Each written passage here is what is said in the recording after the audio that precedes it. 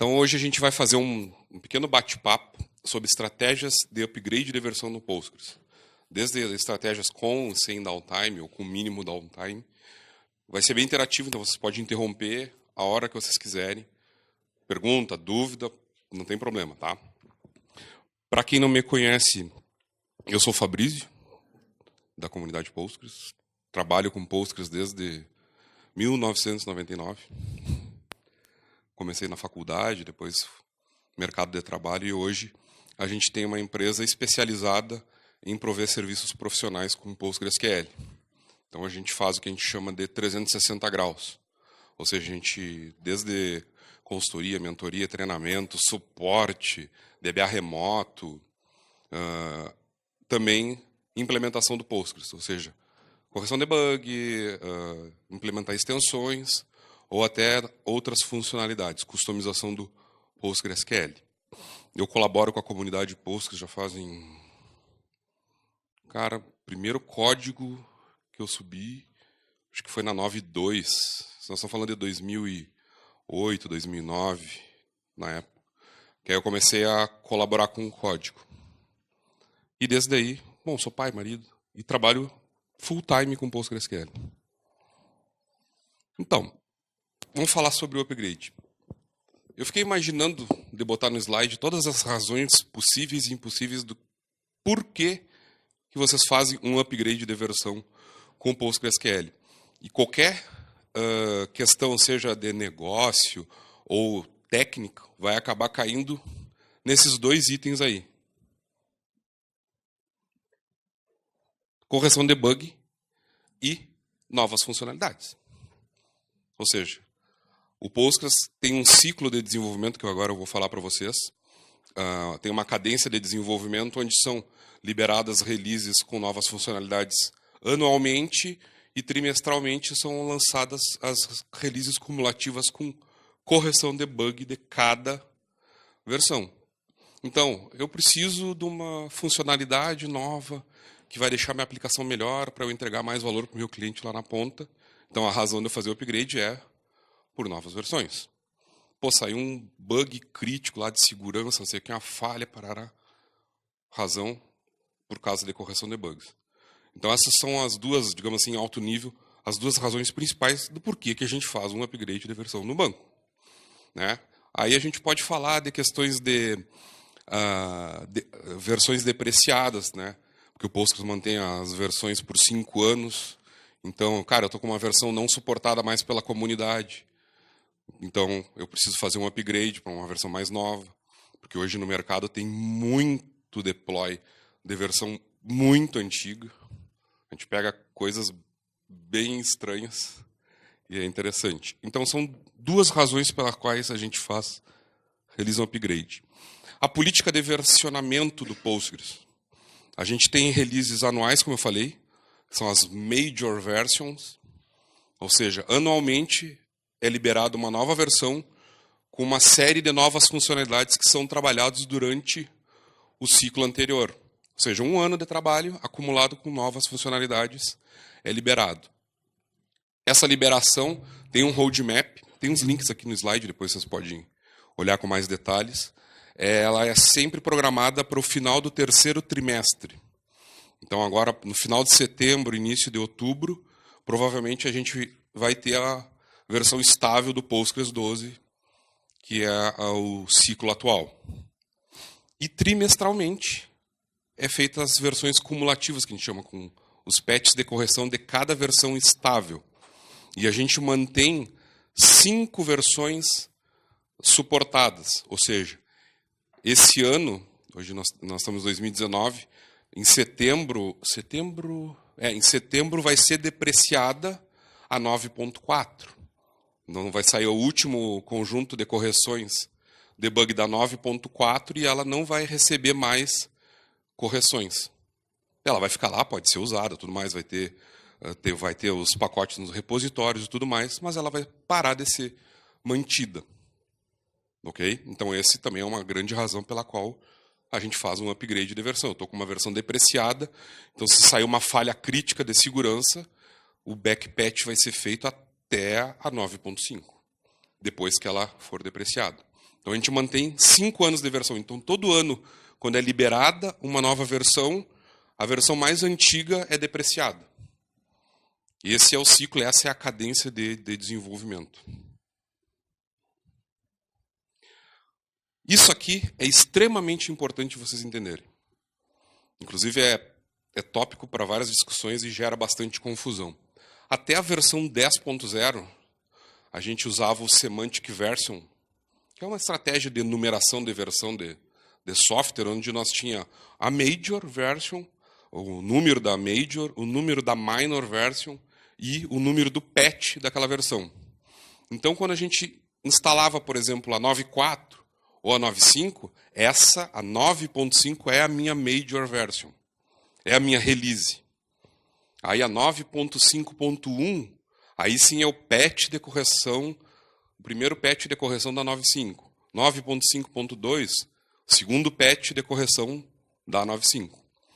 Isso gerou muita polêmica na lista, na comunidade, porque quando que se determina que eu vou pular da 9.5 para 10? Porque a questão do Semantic Version Major e Minor, então, tem algumas releases que não são tão disruptivas assim, então incrementa o segundo dígito, o minor. Não, mas agora eu vou lançar uma feature bombástica lá, que é mais disruptiva. Tá, então incrementa a 10. Então houve uma série de discussão por causa das últimas releases, que todas as últimas releases tinham saído features muito importantes.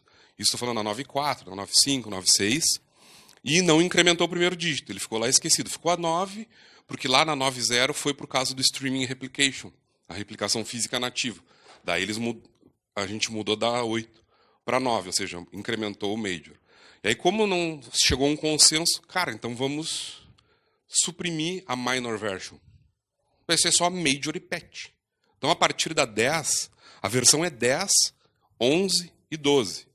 A 10.1 é o primeiro patch da 10. A 10.2 é o segundo patch da 10. E assim sucessivamente. Então, todo ano vai incrementar a versão. Esse ano vai sair a 12, o ano que vem a 13, depois a 14 e assim sucessivamente. Então, essa questão do versionamento é extremamente importante para vocês saberem para qual versão, em que versão tu está, para qual versão que tu vai ir, se ela é binariamente compatível, ou seja, se eu estou atualizando um patch ou se eu estou atualizando uma versão em que tem novas funcionalidades e, consequentemente, pode quebrar o meu software se não for bem homologado. Por que eu botei rollback aqui? Alguém imagina? Por que eu estou falando de rollback antes de falar de upgrade? Hã? A gente está fazendo o quê? A gente está pegando um software e fazendo um deploy de uma nova versão desse software. E se quando a gente fizer esse deploy der algum problema em produção? E a gente lida com dados, né? Dados é um ativo das empresas. Então, colocar uma versão de um banco em produção que vá gerar algum problema, seja de estabilidade, performance, seja o que for, e não ter uma estratégia de rollback, aí é caos, né? Caos total. Então, falando em upgrade de versão, de database upgrading, o primeiro planejamento que tem que fazer é como que eu vou fazer rollback no caso de um incidente em produção com a nova versão. E não pense que não vai acontecer, porque teoricamente eu estou colocando uma versão nova. A versão nova ela é melhor sob o ponto de vista técnico, mais performática, tem novas funcionalidades e tem as funcionalidades que tinha anteriormente. Em alguns casos até algumas funcionalidades elas são retiradas, mas elas leva muito tempo até uma funcionalidade ser depreciada. Mas o meu software funciona e foi todo engessado e acomodado para aquela versão que eu estou rodando em produção hoje. Imagina que eu estou rodando uma versão mais antiga, 9.1, 9.0, e eu tenho meu software há muito tempo rodando nessa versão, e agora agora eu vou fazer um upgrade para 11. Olha o salto de versão que a gente está fazendo, 9.0. Entre a 9.0 tinha a 9.1, a 9.2, a 9.3, a 9.4, a 9.5, a 9.6, a 10 e aí a 11. O meu software ele estava, de certa forma, até as queries, o jeito que eu escrevi as queries, que se comportava muito bem na versão 9.2, não, 9.0, perdão. Teoricamente, a 11 é extremamente melhor em questão de performance, SQL e tudo mais, do que a 9.0. Mas pode ocorrer um problema em produção. Então, a gente precisa fazer um planejamento de rollback, por causa da nossa gerência de risco, e avaliar se a gente tem recurso computacional disponível para rollback. Porque dependendo dos recursos computacionais que vocês tiverem, pode ser uma estratégia arriscada. Porque vocês podem perder um servidor, dar um problema durante a virada, e aí se perde um servidor, se dá algum problema inesperado, sistema operacional, enfim. Então isso tem que ser bem avaliado. E, obviamente, homologar muito a estratégia de upgrade. Pode parecer bobagem, né? Pô, eu vou só pegar e aplicar o patch agora vai sair dia 8, vai sair a nova versão cumulativa, né? Com correções de bug, segurança e tudo mais. Pode parecer simples, né? Cara, eu vou botar a versão, só dou um restart, ok. E geralmente é o que a gente faz na maioria dos casos. Né? Mas e se der um problema com aquela nova versão que você botar em produção? E aí como é que volta? Isso aqui a gente vai ver. Então, já falando de upgrade de minor version. As minor version, ao longo do tempo, eu tenho visto muita gente falar, cara, não vou atualizar a versão, vou ficar naquela lá que é a 10.4, porque meu software está homologado para 10.4. Só que a gente já falou que a 10.4, na verdade, é a versão 10. E a 4 é o quarto patch cumulativo de correções da versão 10. Então, não tem por que não atualizar quando sair, por exemplo, a 10.5, que é o quinto patch de correção da versão 10.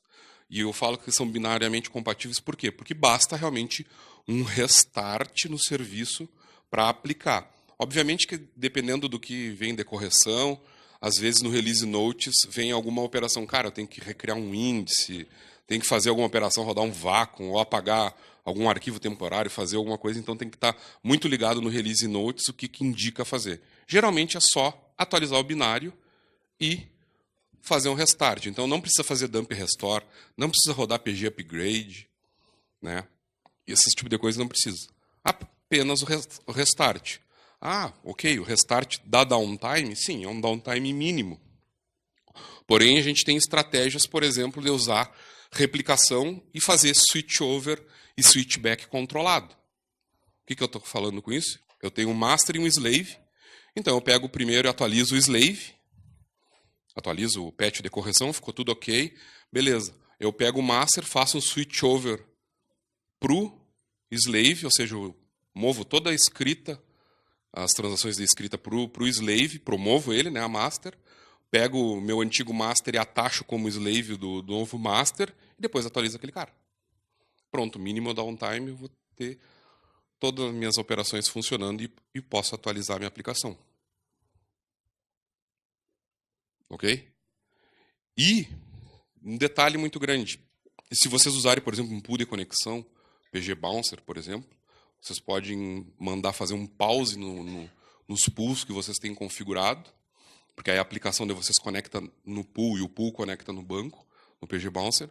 Ele vai segurar as conexões e vocês fazem restart e continua. A sensação do lado do client, lá da aplicação, é que teve um delay. Pode ser que alguma aplicação tome algum timeout, dependendo de como estão as configurações do outro lado, mas a sensação é que, deu uma travadinha, ficou lento. Mas aí vocês definem uma janela de manutenção em um horário de pouco uso da plataforma de vocês e fazem isso tranquilamente. Com switchover e switchback é um pouquinho mais complexo, mas funciona também. E aí, para esses cenários com switchover e switchback, ou seja, eu mover a escrita, minhas transações de um servidor para o outro, eu posso fazer, por exemplo, coisas como atualizar o sistema operacional. Porque eu posso pegar o slave e atualizar. Cara, eu preciso atualizar o kernel do Linux que tem bug, ou algum pacote lá que tem bug, então eu atualizo o slave, subo o slave de novo, aí promovo, faço o switchback, as transações vão lá para o outro servidor. Mais uma vez, com o PG Bouncer na frente, facilita muito, porque aí é uma configuração que vocês fazem e fazem um reload dos pools de conexão e um reconnect, e ele sai de um servidor e vai para o outro. E é bem simples mesmo de fazer. E aí, atualizei o sistema operacional e Postgres de um servidor, depois eu faço a mesma coisa no outro servidor. Depois, se eu quiser fazer o switchback, que é voltar, eu faço a mesma coisa. Então, essa é uma estratégia. O rollback, nesses cenários, seria a nível de empacotamento, de pacotes. Por quê? Porque eu estou com a versão 9.5.5 e vou atualizar para 9.5.8, por exemplo. Então, eu tenho três patches cumulativos que eu vou aplicar.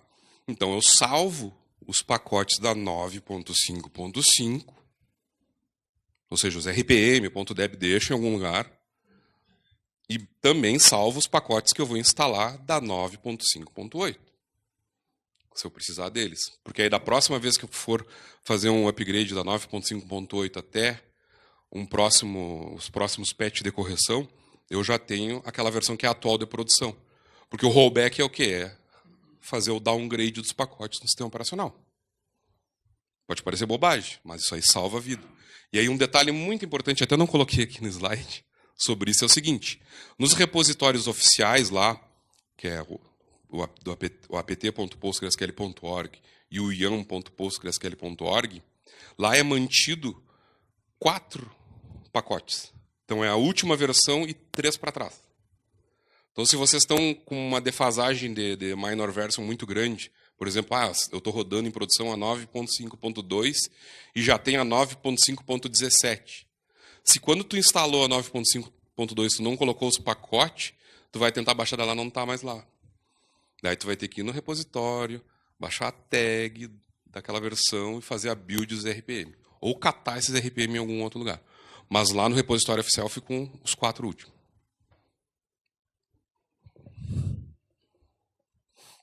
Major upgrade.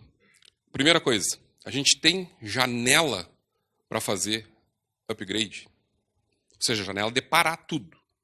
Eu vou parar na sexta e vou passar o final de semana inteiro fazendo o upgrade de versão para uma nova versão e na segunda-feira vai estar tudo funcionando. Eu tenho essa disponibilidade? Qual o tamanho do cluster? A gente está falando de terabytes, gigabytes e se tem o recurso para rollback. Por quê? A Major Upgrade, vocês vão instalar uma nova versão do Postgres e vocês vão aplicar alguma estratégia para pegar os dados na versão que vocês estão tirando do ar e copiar para a nova versão. E como que a gente faz isso? A gente pode usar dump restore. Nesse caso, o dump restore vai ter downtime. E qual é o problema do dump restore? Tempo. Tempo que ele vai demorar para fazer um snapshot, gerar o dump, e depois todo o tempo que ele vai levar para fazer a restauração.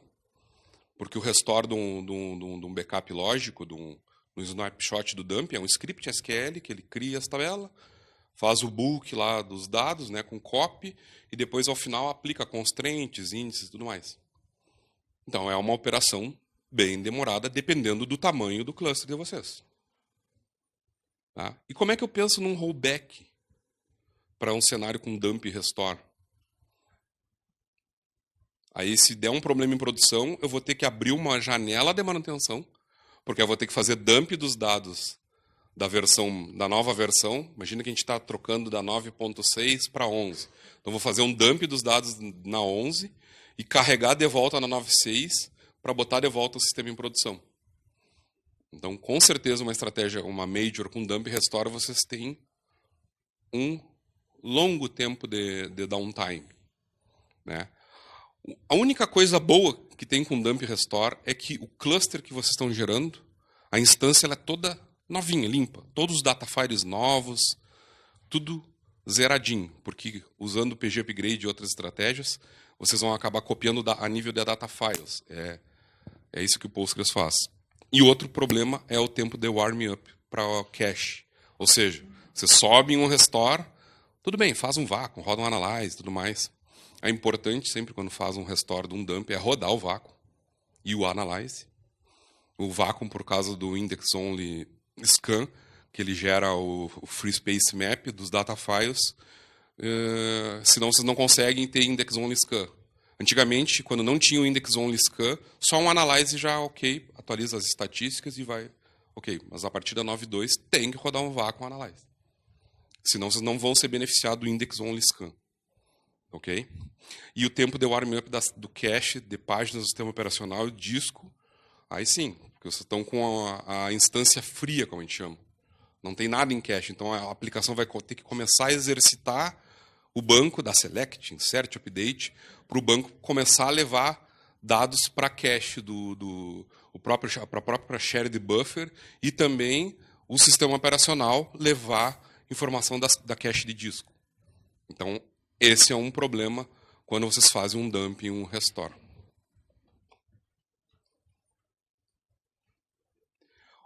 Usando o PG Upgrade, existem duas formas da gente fazer com o PG Upgrade.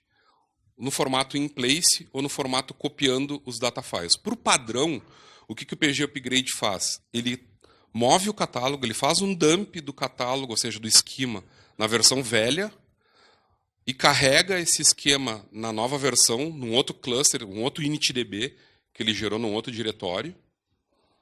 E depois ele pega os data files, faz o mapeamento dos OID e tudo mais, porque vai mudar quando restaura no cluster novo. Pega todos os data files e copia mesmo, como se desse um CP lá no sistema operacional. Não é CP, mas é como se fosse. Né? Então ele copia o data file do cluster antigo para o novo. Isso significa que no servidor onde eu estiver rodando o PG Upgrade no modo de cópia, que é o modo padrão, eu, no mínimo, falando em recurso computacional, eu tenho que ter espaço de armazenamento suficiente para o cluster atual e o antigo. Desculpa, o cluster atual e o novo cluster. Porque ele vai realmente duplicar toda a instância, todo o cluster, todos os data files de tabelas, índice, toast, tudo ele vai pegar do antigo e vai copiar para o novo. E a estratégia do PG Upgrade com o in-place, ele, em vez de copiar os data files, ele faz hard link dos data files entre os dois diretórios.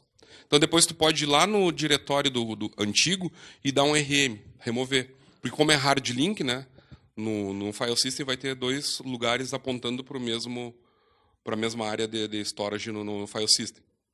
Né, não é link simbólico. O link simbólico, se tu apagar a origem, tu quebra o link simbólico que tu não tem. O hard link, tu pode criar 3, 4, 5, 10 hard link para um mesmo arquivo, e depois, para tu remover aquele arquivo, tu tem que remover todos os lugares onde foi feito o hard link. Só que aí é extremamente rápido. Porque aí ele só tem o tempo de dump e restore do esquema, ou seja, das estruturas de dados, create table, function e tudo mais, e restaura isso no novo cluster. Também tem questão de tempo de warm up. Se vocês fizerem, por exemplo, com cópia, copiando os data files, tá? Vocês vão ter tempo de warm up, porque vão ser novos arquivos no file system que vão ser colocados ali. Então a cache do sistema operacional ela não vai ainda ter conhecimento daquelas páginas de disco nova por causa da cópia do arquivo. Então tem um tempo de warm up. Porém, com in-place, como é o mesmo data file, que na verdade só estou fazendo hard link, o warm up, se a máquina estava funcionando, daí eu não tenho tanto problema com o warm up. Ou seja, de levar a página, de ler do disco e colocar na cache na RAM. Então essa é uma estratégia bem funcional. Só que aí a gente tem alguns problemas. E o rollback? Fazendo um PG Upgrade. Alguém imagina como é que eu faria um rollback? Hã? Pode ser uma estratégia. Daí tu vai ter que ter um downtime maior, porque tu vai ter que parar a escrita na tua aplicação, fazer o backup, aí tem o tempo de backup, e aí faz o PG Upgrade. O backup antes de fazer o PG Upgrade. Faz na versão anterior. Faz a versão anterior. Só que esse é um rollback parcial. Porque se tu colocar em produção, ele está escrevendo no novo cluster. Aí, na verdade, o teu rollback, tu vai perder as transações depois que tu colocar em produção na nova versão. Se tu vai restaurar o backup que tu fez antes de iniciar. Pode ser uma estratégia? Pode. Dependendo do cenário, pode funcionar. Com o PG Upgrade, rollback, ele é mais complexo. Mas ele vai ser funcional só se tu copiar os data files. E mesmo assim, tu cai no mesmo problema que tu falou do backup. A gente vai ter um rollback parcial. Porque eu copio os data files, então eu vou ter o cluster antigo, paradinho, e vou ter o cluster novo. E eu coloco ele em produção. Se algum problema acontecer, eu posso subir o cluster antigo. Mas aí eu perco transações. E agora, quando eu mostrar os casos, eu vou mostrar alguns cenários e arquiteturas que a gente trabalhou para poder ter a volta, usando replicação. Esse aqui é um. Vocês estão enxergando bem?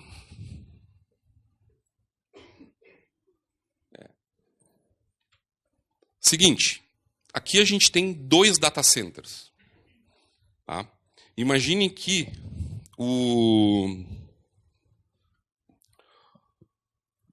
a versão a ser tirada de produção é essa daqui, e depois foi criado esses novos servidores para atender em data centers distintos. Então, num primeiro passo, eu só tinha isso aqui, em 2 data centers, uma replicação com Sloane. Ok, não foi escolha nossa, quando eu fui trabalhar nesse cliente, eles já tinham o Sloane. Então, uma das operações era tirar o Sloane e já fazer o upgrade de versão. Então, a gente optou por não mexer naquela arquitetura que eles já tinham com o Sloane na versão que ia ser tirada de produção, para trabalhar na nova versão, porque foi disponibilizado 2 novos servidores. Então, nos data centers, o que a gente fez? A gente criou uma instância na 9.5 e criou um slave em cascata do Sloane na 9.5. Porque o Sloane é uma ferramenta de replicação lógica por triggers. Então, ele cria triggers nas tabelas, gera umas filas, e um outro processo vai lá, consome e aplica na outra máquina. É bem isso que ele faz. Então, a gente gerou um slave em cascata. Porque isso aqui até não onerava tanto o servidor de produção, porque os 2 eram usados, fazia o balançamento de leitura no slave e a escrita só no master.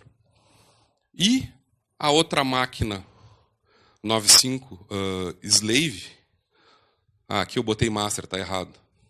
Aqui seria um slave. Aqui master e aqui slave. Usando já o Streaming Replication na 9.5. Ou seja, então a transação acontecia no master, é feita a escrita, o Sloane replicava para o slave da 9.3, esse slave replicava para o 9.5. E o 9.5 pegava aquela transação e, por streaming, já tinha o slave. Então eu já tinha toda a minha nova arquitetura em paralelo rodando. O que foi feito no dia da virada de chave? Qual é que foi o downtime? O downtime foi inverter essa replicação aqui. Ó. Aí o 9.5 replicava para 9.3 e a 9.3 de volta para cá. Aí é só uns comandos do Sloane para fazer a inversão. E claro, é a parte de aplicação lá, que era com DNS, para, em vez das aplicações apontar para cá, apontar para esses aqui. Mas isso não deu, sei lá, deu 5 minutos. E aqui a gente está falando de uma base de mais de 10 terabytes. Um downtime que teve no serviço foi minutos. Teve um downtimezinho por causa dessa virada do Sloane, porque a gente tinha que aguardar, a gente tinha que parar de receber escrita aqui para garantir que todas as transações estavam aqui e todas as transações estavam aqui. Depois que elas estavam tudo replicado, aí a gente inverteu. Inverteu e disponibilizou, virou e foi embora. Estava com mais de 10 terabytes, estava com acho que uns 12 terabytes na época. E aqui nesse cenário a gente tem tudo. A gente fez o upgrade e a gente tem rollback. Porque aí, essas 2 instâncias da 9.3, elas ficaram rodando ainda por um bom tempo. Porque aí as transações agora eram aqui. Era tudo aqui na 9.5. Então caiu a transação aqui de escrita, e aí a leitura estava balanceando aqui na 9.5. né? Porque as aplicações deles têm 2 data sources, então um conecta no master, outro conecta no slave para fazer queries. E se desse qualquer problema depois da virada, era só desinverter a replicação. Então o plano de rollback foi scripts do Sloane para inverter a replicação e inverter de novo. Foi isso que foi feito. E essa é uma estratégia. E data centers diferente, e recurso computacional diferente, né? Aí o dinheiro não era muito problema nesse cenário. Porque dinheiro é problema. Então, num outro caso lá, vocês vão ver que dinheiro era problema bem escasso, mas a gente também fez. Então, o plano de rollback era um script para voltar isso aqui e a escrita vir para cá de novo. Graças a Deus a gente não precisou voltar. Ficou essas máquinas aqui, era tudo bare metal num data center. Elas ficaram, nesse caso, acho que ficaram um mês e meio. E aí depois tiramos as máquinas, tiramos o Sloane. O dia até que tiramos o Sloane lá, a galera só queria fazer uma festa. Porque sobre o Sloane só dava problema. E aí tiramos o Sloane, que era um calcanhar que eles tinham lá. Mas apesar do Sloane parecer que dá problema, ele ajuda muito nesses cenários aqui com versões antigas, porque assim, ó, a partir da 9.4, com o Logical Decoding, a gente consegue usar a extensão PG Logical, que é implementada pela Second Quadrant, nosso patrocinador, para trabalhar com esses cenários de replicação lógica, que é o quê? Eu pegar um dado e replicar para um servidor numa versão diferente. A replicação física não faz isso, tem que ser a mesma versão, a mesma major, entre majors iguais. E uma replicação lógica, vocês conseguem fazer exatamente isso. Tanto que é o que a gente fez aqui, só que com o Sloane. Mas a partir da 9.4, a gente consegue usar essa extensão PG Logical. E montar um cenário exatamente igual. Usando a extensão PG Logical. Pode pegar lá o 9.4 de vocês e botar um PG Logical a replicar para 11, por exemplo. Montar a mesma arquitetura, ter um plano de rollback, né? Em caso de caos e tudo mais.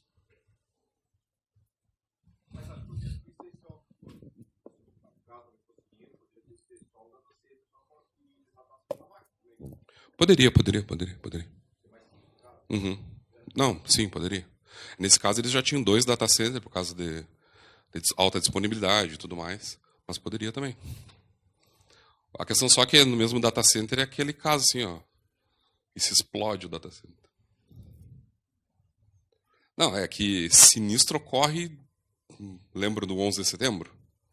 Cara, 11 de setembro empresas deixaram de existir. Literalmente. E a maioria das empresas lá que tinham naqueles prédios no World Trade Center, de tecnologia, eles tinham alta disponibilidade no outro prédio. Não é sinistro. Claro, aí um avião pum num, outro pum no outro, caiu os 2 prédios. Deixou de existir várias empresas. Então tem que pensar muito sobre isso quando a gente pensa em alta disponibilidade, de eu estar numa zona ou num data center e ter o meu dado em outro data center. Ou até mais. Claro que aí tem questão de latência, aquelas treta toda, mas... Vamos pro próximo? Pode perguntar e me interromper. Agora são 2 horas. Ainda tem bastante tempo. Esse aqui é um cenário um pouco mais arriscado. Eram 2 máquinas, aqui, com a versão 9.1, que já estava usando Stream Replication com Slave. Aqui é uma máquina, aqui é outra máquina. E o que a gente fez para poder fazer o upgrade? 9.1 não consigo usar o PG Logical, né? Mas eu consigo usar o Sloane. E aí a gente fez deploy do Sloane, e aí a gente criou outra área de storage, ou seja, foi disponibilizado outro volume lá, uma LUN nova do storage nos 2 servidores, né? Que o servidor que é o master e o servidor que é o slave, e a gente deixou rodando uma replicação lógica na mesma máquina, 2 instâncias do Postgres. As transações estavam acontecendo aqui e sendo replicada por Sloane aqui.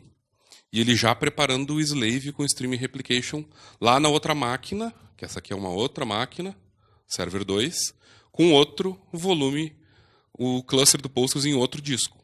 Então eu não tinha muita concorrência da questão do disco no servidor, porque era um outro volume de storage, mesmo tendo, eu tenho 2 instâncias do Postgres, pô, mas isso aí vai dar problema. Nesse caso, o overhead não era tão grande, porque a instância que recebia só recebia transações do principal, e o I/O, que é o que pega mais, estava sendo feito todo num outro volume de storage. Claro, processador, memória, a gente cuidou, a gente tunou o Sloane, a gente mexeu no Sloane, várias coisas, a gente transformou algumas filas do Sloane em unlogged table para ter um throughput maior, a gente fez algumas tretinhas mais no Sloane para ele não... Pode falar.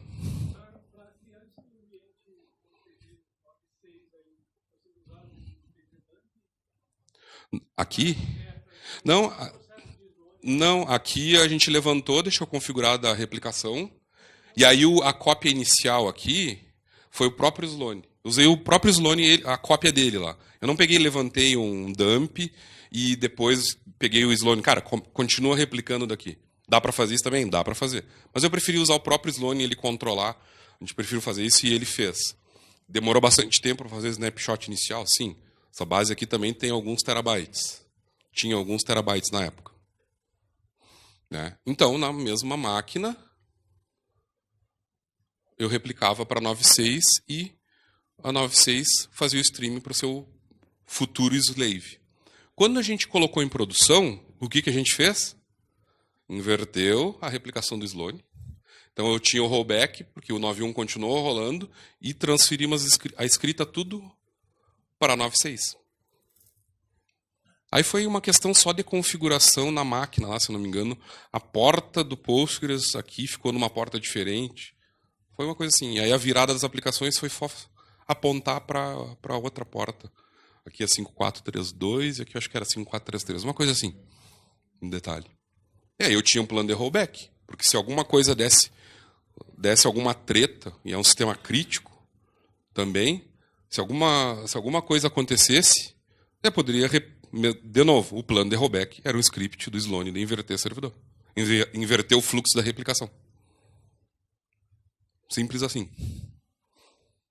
E esse aqui foi mais um caso. Esse aqui foi mais problemático no sentido que é o mesmo hardware, mais escasso os recursos computacionais. Então a gente tinha que fazer na mesma máquina a instância no mesmo hardware. Né? Se por um acaso eu perdesse uma dessas máquinas aqui, sei lá, deu um problema no processador, deu um problema na placa-mãe, sei lá. Aí eu ia perder o meu Postgres 9.1 e o 9.6. Mas é que não tinha grana para a gente botar mais outras 2 máquinas e fazer um cenário parecido com aquele outro. Porque se a gente tivesse grana e botasse mais 2 máquinas, o cenário ia ser exatamente igual a esse aqui.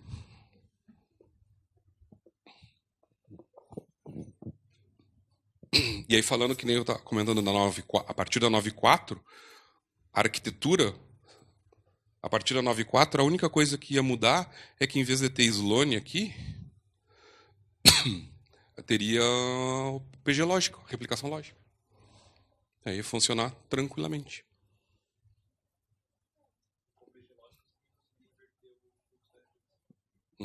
Consegue também. Porque é uma replicação lógica, né? Grosseiramente falando, acontece o insert e o update no master, e ele pega aquele dado e faz de novo, insert e update na outra máquina.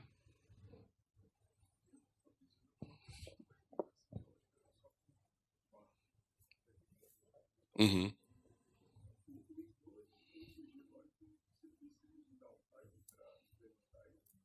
Não, não.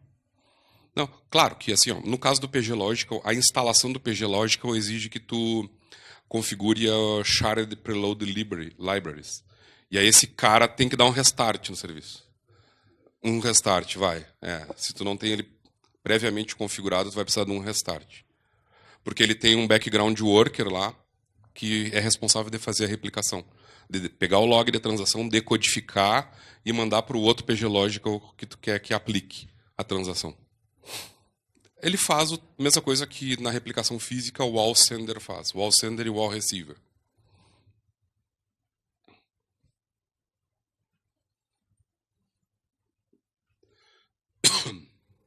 E aí aqui eu tenho o rollback também. E aí isso aqui também ficou no ar, acho que um mês. A 9.1, e depois a gente apagou a 9.2, tirou o Sloane, né? E a 9.1 tirou o Sloane e essas unidades, essas LUN, os discos antigos, a gente devolveu para o data center. O data center da IBM. Está aqui para vocês. Acho que foi isso que foi feito. A parte do disco lá depois, quando foi embora, mas acho que foi. Não precisamos mais desses discos aqui, obrigado. Daí gastamos a grana só para ter, durante a fase de transição, ter o volume de disco duplicado, que isso era mais barato do que comprar mais 2 máquinas no data center e tudo mais. É arriscado? Foi arriscado. Mas todo mundo estava ciente, colocamos funcionar e foi. Agora aqui um último cenário. Barbada, né? Eu tenho um 9.2, com o Streaming Replication eu tenho essas 2 máquinas aqui. Aí, eu vou colocar uma terceira máquina a funcionar. Porque aí eu comprei mais uma máquina, né, e eu quero fazer o upgrade para 9.6, então eu tenho que colocar essa terceira máquina na dança de cadeiras. Eu não tenho mais 2 máquinas, mas eu tenho mais uma máquina. E o que a gente optou por fazer? Pegar o slave da 9.2, aí teve um downtimezinho, não foi muito grande, mas teve lá um downtime, eu acho que foi 1 hora por aí. Porque aí tinha a questão da aplicação, para a aplicação, espera tudo replicado, não sei o quê. Aí a gente pegou o slave e aplicou o PG upgrade in place no slave, e gerou um slave da 9.6 na nova máquina. Então a máquina nova está aqui. Até eu esqueci, eu tinha que ter desenhado um outro slide, mas tudo bem. A máquina nova estava aqui como slave do novo master. Tá, mas e o meu rollback, como é que eu vou fazer? Aí a gente usou o Logical Decoding. Aí eu usei um plugin de decodificação lá do Michael Paquier, que é um descommitter do Postgres, que ele decodifica o log da transação e gera insert, update e delete. Aí a gente criou um slot de replicação aqui e um bash rodando num screen, decodificando o log da transação e aplicando os insert e update na 9.2. Aí eu tinha o meu plano de rollback. Arriscado também? Sim, porque se eu precisasse fazer rollback, isso aqui tudo eu ia perder, eu não ia ter mais um master e slave, e eu ia ficar só com um master. Aí urgentemente ia ter que subir porque aí eu ia ficar sem contingência aqui, né? Nesse cara aqui. Graças a Deus não precisamos usar. Não precisamos usar. E aí ficou uma semana lá, 15 dias. Aí a aplicação ficou estável na 9.6, não teve problema. Aquele servidor foi usado para outra coisa e foi tirado esse logical decoding que ficava lá em background no servidor, decodificando e fazendo um string para o outro. E isso aqui a gente fez com Bash e SQL. Simples. O mais simples possível. Tem umas funções lá que decodifica a função no core do Postgres que decodifica o log da transação e te devolve a saída.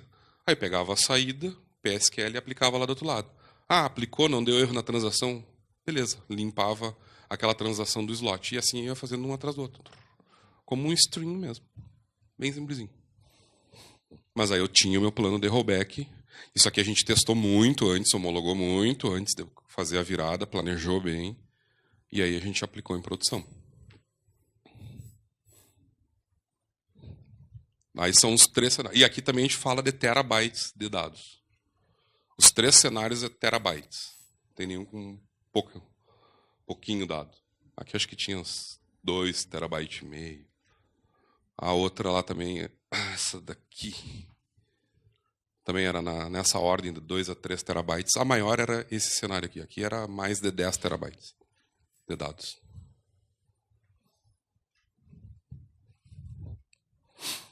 Falando de downtime,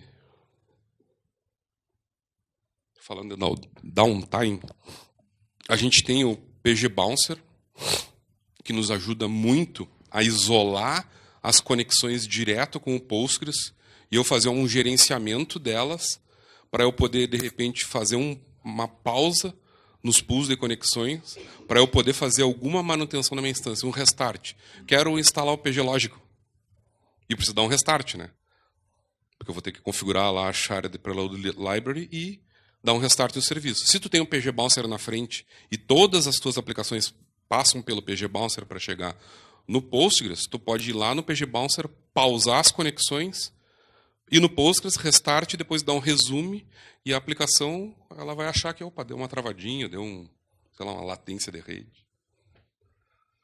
E aí vocês conseguem fazer isso. E a mesma coisa para fazer o switch das conexões, porque o PG Bouncer ele é um proxy de conexões. Né? Ele é bem mais que apenas um pool de conexões, ele é um proxy, um database proxy. Porque tu consegue colocar um PG Bouncer na frente e ter vários servidores diferentes, com pools para servidores diferentes com um PG Bouncer. Então é um cara que ajuda muito nesses cenários com mínimo downtime. Porque aí as configurações com PG Bouncer é só reload. Então ele faz e aplica, mata as threads, vai redistribuindo e vai fazendo. Se tem que matar as conexões server, ele mata as que não estão sendo usadas, vai reciclando. Então é excelente. É uma excelente opção para não ter downtime.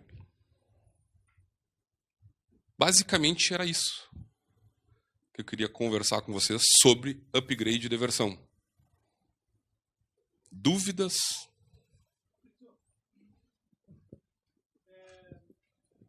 Pegar o microfone.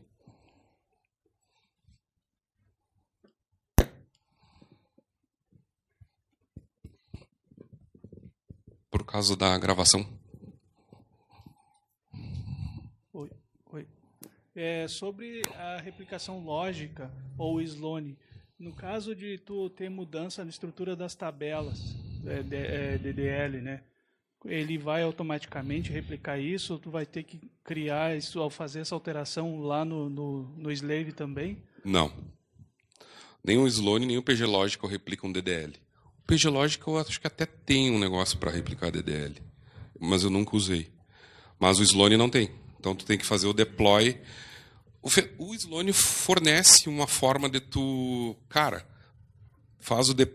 em vez de tu pegar o teu script SQL lá com PSQL e rodar na instância, tu roda com o Sloan.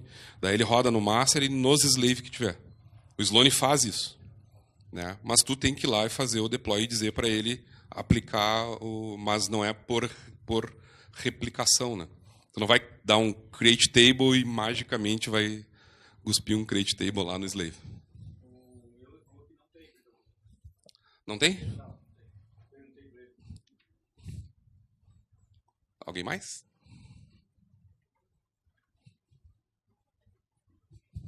Alguém mais?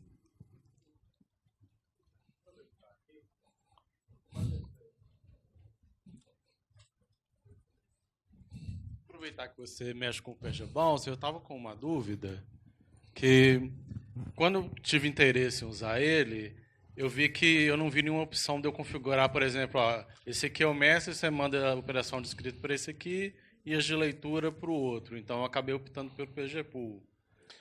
O PG Bouncer não faz isso. Então você não tem essa o que opção. você costuma usar para fazer isso no meio do campo? Você usa o PG Pool mesmo ou tem alguma coisa melhor? Vários cenários que eu tenho trabalhado. Hoje em dia a gente não tem nenhum cliente que usa o PG Pool. Porque, no final das contas, a galera prefere ter o controle para saber exatamente para onde que está sendo feita a requisição e ter, na camada de aplicação, 2 data sources. E não fazer isso automágico, que é o que o PG Pool faz. O PG Pool, quando sai uma release do PG Pool, eles pegam o parser do Postgres e jogam para dentro do PG Pool, faz a build e bota ele a rodar. Porque aí, quando chega uma query nele, ele vai fazer o parser para tentar determinar se é uma query que tem só leitura ou a query que tem escrita. Mas isso não é mágico, porque, por exemplo, uma PL, ele não vai fazer o parser do conteúdo da PL. Se a PL tem um insert, update, delete, ele pode daqui a pouco tentar fazer isso num slave. Né? O PG Pool tem essa característica. E no caso o PG Bouncer, ela não faz isso. Não faz isso mesmo. Tem uma versão customizada do PG Bouncer chamada PG Bouncer RR, se não me engano. Mas está meio parado aquilo lá. É um fork que a Amazon fez e tu tem como colocar um código um código teu para quando chegar um SQL, um código em Python, como se fosse uma callbackzinha ali, para tu ler, fazer um parser de repente no SQL, ver alguma coisa e dizer para o PG Bouncer se aquilo é de escrita ou de leitura. E aí ele pode fazer isso aí.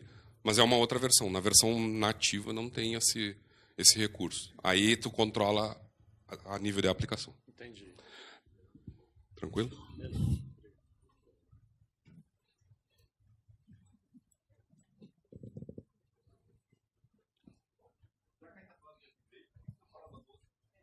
Hã? O Simon falou da 12.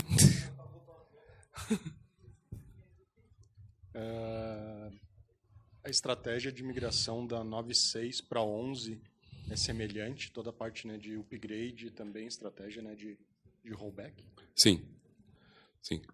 Hoje, se a gente pegar, até se alguém tiver uma versão mais velha lá, 9.0, e quiser pular para 11, pode usar uma das arquiteturas similares a essa que eu mostrei, com o Sloane.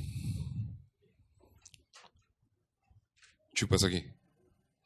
Pode usar essa mesma arquitetura que vai ir de boa. A única coisa chata do Sloane é que, dependendo do caso, dependendo da versão do Postgres, vocês vão ter que compilar o Sloane com os headers da versão que vocês estão em produção. Nesse cenário aqui, foi tudo empacotado, mas aqui, por causa do Postgres 9.1, a gente pegou o Sloane, os fontes, e compilou com os headers da 9.1 e compilou com os headers da 9.6. A mesma versão do Sloane com essas duas versões do Postgres. Só que também pode ter um outro problema. Versões muito, muito antigas, abaixo da 9.0, 8.2, 8.0, se vocês quiserem tentar aplicar essas estratégias, aí vocês vão ter problema de compatibilidade do Sloane. Porque aí a versão do Sloane que funciona, por exemplo, na 8.0, 8.2, ela consegue se comunicar até a versão 9. Alguma coisa. Então a gente teve um cenário, alguns anos atrás, até podia ter feito, mas faz bastante tempo, eu e o Euler, eu não lembro qual era a versão, acho que era 8.0 e a gente foi para 9.3 ou para 9.4. A gente teve que colocar uma versão intermediária do Postgres no meio, porque aí o Sloane replicava da 8.0 para essa versão intermediária, que era a última suportada para aquela versão do Sloane por causa do Postgres 8.0, e aí em cascata daquela versão intermediária para a versão definitiva. Então tinha... foi complexo aquele cenário. Era 8.1? Aí. E aí teve que fazer em cascata, né? Tem jeito, tem. Alguém mais? Dou-lhe uma? Dou-lhe duas?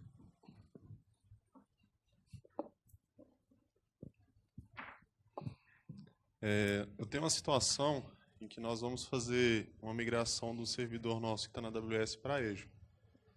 E essa migração dos servidores, a gente vai fazer ela gradativa, porque depende de janela de clientes e tal, então a gente tem vários clientes no mesmo servidor. E aí nós vamos fazer essa migração por esquemas, né? Aí, no caso, seria possível ativar esse Sloane do meu cluster atual para o meu novo cluster e fazer uma replicação também do novo para o antigo? Porque, por exemplo, tu vai fazer um upgrade de versão do Postgres e também de data center. Na verdade, eu só estou mudando de data center. Só mudando de data center? E aí, porque eu tenho um cliente X e eu migrei ele para para o novo cluster, né? Qual é a versão do Postgres que tu está usando? 9.7. 9.6. Não, então dá para usar só a replicação, o streaming do Postgres, não precisa Sloane. Só que aí, no caso, eu precisaria fazer a volta também, porque, por exemplo, eu já migrei uns 3 clientes. E aí identificamos que deu um problema e tal, nós vamos continuar na cloud antiga. Aí, para eu voltar esses dados desse cliente inverte a replicação. Mas aí que eu tenho o meu cluster que já está ligado lá, eu não vou perder dado nesse caso? Não, aqui, ó. Imagina que nesse cenário aqui fosse a tua máquina num data center e essa máquina em outro data center. Isso. Tá? E aí esse aqui é o master e ali o slave. E aí esse é o sentido da replicação, do data center 1 para o data center 2. Quando tu for, cara, agora eu quero botar o data center 2 em uso, mas eu não quero perder o data center 1. Os dois estão em uso em paralelo, ao mesmo tempo, né? Não, sim, os dois estão em uso paralelo por causa da replicação. A não ser que tu faça algum balanceamento de carga que mande query para cá. Então, é isso que está acontecendo. Por exemplo, esse cliente que eu já migrei, então eu já estou jogando ele para lá. Ele já não está batendo aqui mais, só no novo cluster. O cliente que já foi migrado. Aí, no caso, tu tem um database só desse cliente. São várias bases. São vários esquemas. Entendi. Então tu está fazendo gradativo. Pega um cliente, tira os dados dele daqui e coloca lá. Isso. Exato. Então o que tu tem que fazer em cada data center é ter um master slave em cada data center. Para tu ter contingência. E aí tu move um esquema daqui para lá com uma replicação lógica, como PG Logical, por exemplo. Sim. Dentro do data center deixa como física, né? Mas aqui a replicação entre os data centers para replicação lógica daí. Aí usa o PG Logical. Aí não tem necessidade com a versão que tu usa de usar o Sloan. Não tem mesmo.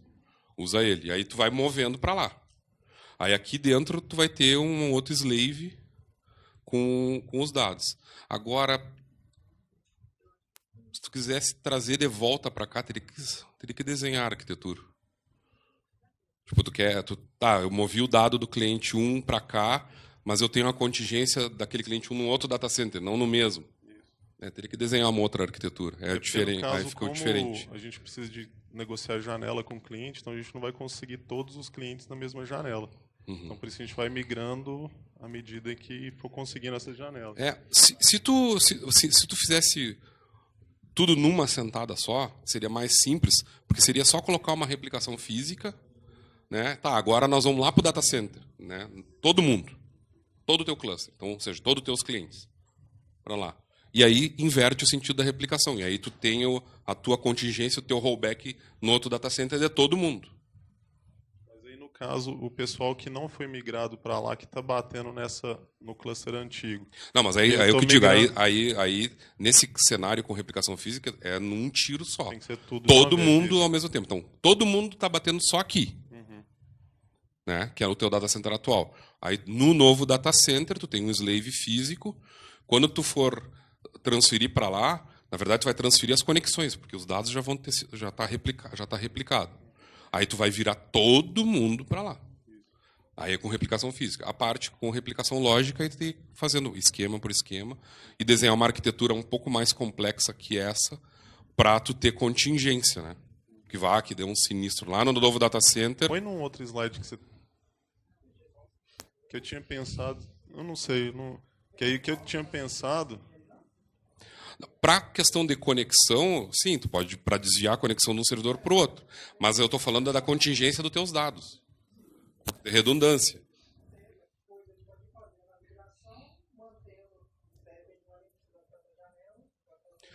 Tu pode colocar um pool de conexões na frente aqui desse cara aqui e configurar ele por cliente, por usuário lá. O usuário do cliente, aí tem que ter um usuário por cliente. Cada cliente tem que ter o seu usuário. E aí, no PG Bouncer ele está configurado para bater aqui. Aí eu movi os dados para lá já daquele cliente, eu quero usar lá agora, então reconfiguro o PG Bouncer para bater lá na outra instância. Só aquele pool, dou um reload e um reconnect, ele vai desviar as conexões todas lá para o outro servidor. Porque nessa migração nós também vamos migrar o Couchbase. E o Couchbase ele é mais tranquilo, porque eu já criei o outro cluster, e eu criei um XDCR, que é o que eles chamam lá, do meu cluster atual para o novo, e já criei um XDCR também do novo para o atual. Então ele fica circular. Isso, fica fazendo esse circular entre os dois clusters. Então tudo que eu escrevo no antigo ele vai jogar para o novo e do novo para o antigo. Então eu tenho essa facilidade. Se eu precisar fazer um rollback, é só mudar o apontamento e eu não vou perder dado nenhum. Aí a questão era só essa, se no Postgres eu consigo algo semelhante, fazer se circular entre os Isso clusters. até ontem o Euler ainda falou no produto que a gente criou lá no CRARO-DB, do problema da replicação lógica dessa questão circular que vai gerar conflito. Porque no Postgres ele não gerencia isso. E aí na solução que a gente desenvolveu, aí ele trata da questão da origem para o dado e não precisava voltar dependendo. Mas falando em replicação multimaster. Né? O teu cenário teria que desenhar bem a arquitetura ali para ver. Porque tu tem o requisito de ir levando os dados aos poucos para o outro lado e daqui a pouco, tá, agora aquele cliente não escreve mais aqui, escreve lá. É isso que tu tá fazendo, né? Isso. Tem que desenhar. Aí é diferente dessas que eu... Legal. Então... Fechou, então. Obrigado, pessoal.